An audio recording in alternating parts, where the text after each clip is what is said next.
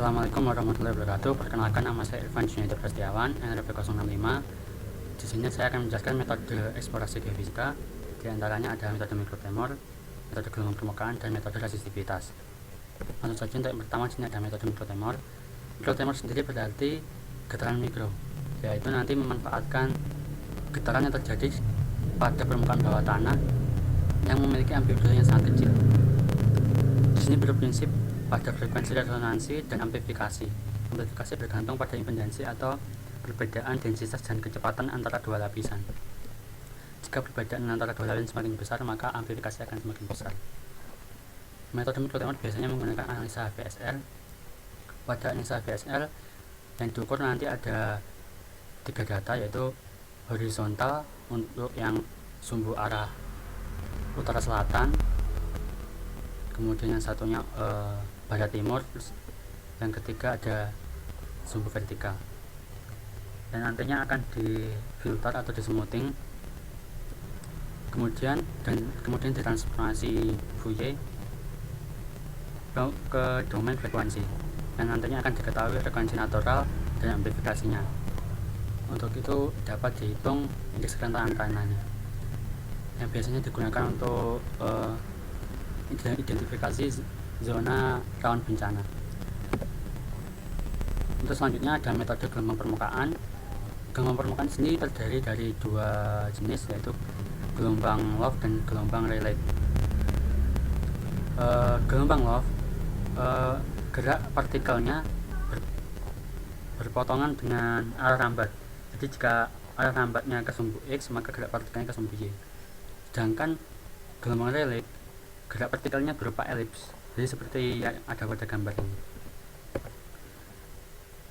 Gelombang permukaan menggunakan prinsip dispersi gelombang, di mana dispersi gelombang berarti setiap panjang gelombang yang berbeda akan merambat pada kecepatan yang berbeda pula.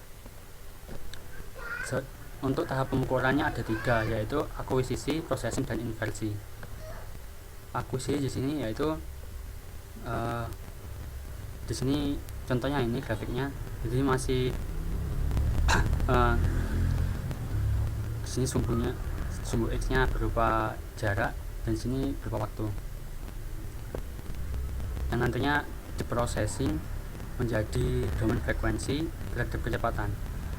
Seperti yang saya katakan tadi, dispersi yaitu di mana panjang gelombang yang berbeda atau yang nanti mempengaruhi frekuensi akan memiliki kecepatan fase yang berbeda pula. Nah, selanjutnya metode inversi dirubah lagi ke kecepatan fase terhadap kedalaman. Selanjutnya metode resistivitas. Resistansi dan resistivitas, perbedaannya adalah resistansi dan resistivitas itu, resistivitas adalah karakteristik suatu bahan. Jadi resistansi bergantung pada ukuran atau jenis bahan, sedangkan resistivitas walaupun ukuran material tersebut berbeda tetapi jenisnya sama, maka memiliki resistivitas yang sama, jadi tidak bergantung pada geometri. Parameter yang mempengaruhi jenis batuan, porositas, dan fluida. Jenis batuan di sini dapat lihat jenis batuan memiliki resistivitas yang berbeda-beda, sedangkan porositas, jika porositasnya semakin besar maka yang terdapat di voidnya itu akan semakin besar kemungkinan fluida, semakin besar kemungkinan ada fluida, yang mana fluida sangat mempengaruhi resistivitas. Untuk yang seperti yang poin 3 ini, fluida juga mempengaruhi besarnya resistivitas, seperti jenis fluidanya, gas, minyak bumi, atau konsentrasi ion aja. Nah, mengapa menggunakan metode resistivitas? Karena sebagian besar tanah memiliki resistivitas yang besar, tetapi konduktivitas yang kecil. Jadi resistivitas lebih memiliki nilai yang besar, yang lebih mudah untuk diukur daripada konduktivitas. Nah, pada metode ini rumus yang dipakai adalah menggunakan rumus ini, dan ini skema konfigurasinya.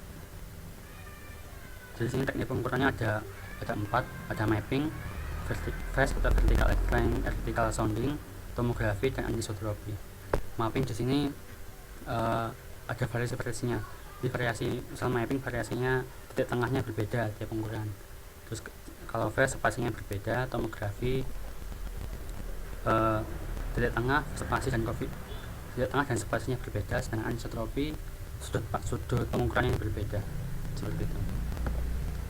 Nah, kemudian aplikasinya di sini untuk permasalahannya yang pertama mikrotremor, kerentanan bangunan. Contohnya kerentanan bangunan. Jadi misal di suatu daerah memiliki setelah diukur dengan mikrotremor frekuensinya seperti ini, maka akan diketahui jenis tanahnya. Jika jenis tanahnya sudah diketahui, maka kita akan dapat mengetahui amplifikasinya juga, dan nanti akan diketahui indeks kerentanan tanah. Seperti misal di sini ketabahan setiap permukaan masuk dalam kategori menengah. Di sini ketabahannya sangat kecil dibanding yang frekuensi 2,5 sampai 4, yang mana akan mempengaruhi kerentanan bangunan.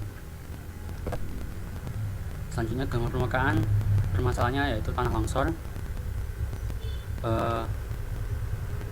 Salah satu faktor tanah longsor yaitu adalah kondisi penyusun batuan. Seperti yang saya katakan tadi di gelombang permukaan,